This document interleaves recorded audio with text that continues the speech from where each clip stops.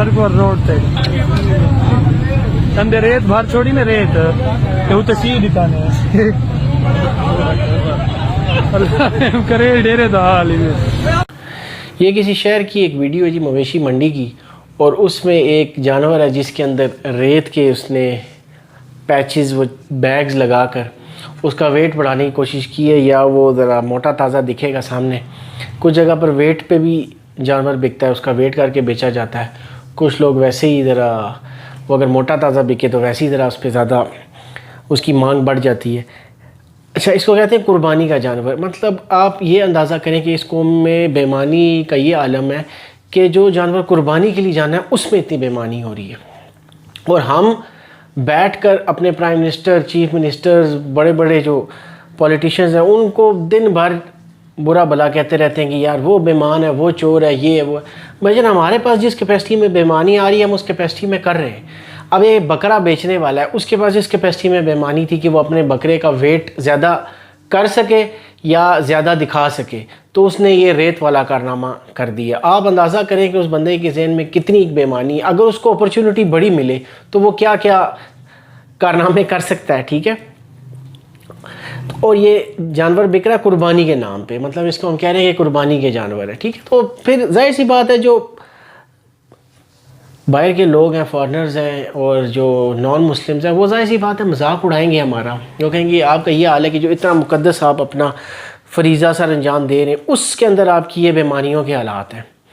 जो बेच रहा होगा वो भी तो मुसलमान ही होगा ना। ठीक है, जाहिर सी बात है, मुझे आज तक कोई क्रिश्चियन या कोई हिंदू नहीं मिला हुआ कोई कुर्बानी का जानवर बेचते, वो भी मुसलमान ही होगा जो बेच रहा होगा। तो ये लोग इस्लाम को भी बदनाम करते हैं, पाकिस्तान को भी बदनाम करते हैं इस किस्म की हरकतों से। दूसरा इसका एक और पहलू भी है कि बेईमानी करने की नौबत आ क्यों रही है। ठीक है, इस पहलू को भी ज़रा मद्देनज़र रखना चाहिए कि बेईमानी करने की नौबत आ क्यों रही है। बेईमानी करने की नौबत इसलिए आ रही है कि ये वेलफेयर स्टेट नहीं है। अगर मेरे पास आज रात को रोटी नहीं है, मेरे सर पे छत नहीं है, मेरे पास दवाई के पैसे नहीं हैं, तो स्टेट की तरफ से मुझे कुछ नहीं मिलने वाला। ठीक है, ये जो पहलू है इसको भी मद्देनज़र हमने रखना है। अगर एक बंदा बेईमानी कर रहा है तो क्या स्टेट अपनी जिम्मेदारी पूरी कर रही है? हाँ, उसके बाद हम उसको बेईमान, उसको चोर, उसको सब कुछ कह सकते हैं कि यार तुम्हें सब कुछ मिल रहा था फिर भी तुमने ये बेईमानी की। लेकिन अगर एक बंदा है जिसके पास रोटी नहीं, हो सकता है उसकी बच्ची बीमार हो, उसका बच्चा बीमार हो सकता है उसके घर में आज रात को रोटी ना हो। ठीक है, हम ये जो है ना ये पहलू इसको नज़रअंदाज कर देते हैं। किसी को, मेरा नहीं ख्याल, हाँ अगर कोई सब कुछ होने के बावजूद कोई बेईमानी कर रहा है तो उसको तो सख्त से सख्त सज़ा दें, लेकिन पहले ये देख लें कि क्या स्टेट ने काम अपना पूरा कर लिया। अगर नहीं किया तो फिर ऐसे लोगों को जाके ढूंढना चाहिए और पूछना चाहिए कि भाई क्या इश्यूज़ हैं और क्या मसाइल हैं, क्यों।